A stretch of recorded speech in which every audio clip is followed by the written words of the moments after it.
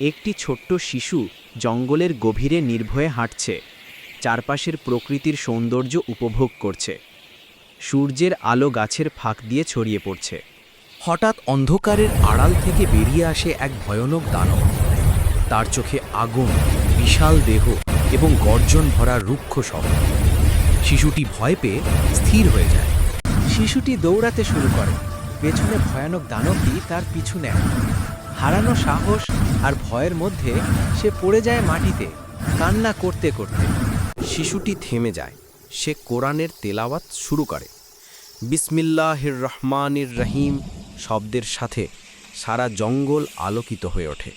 দানবটি হঠাৎ থেমে তাকিয়ে থাকে। ছোট্ট শিশুটি আর দয়ালু দানবটি জঙ্গলের মধ্যে শান্তিতে বসে আছে।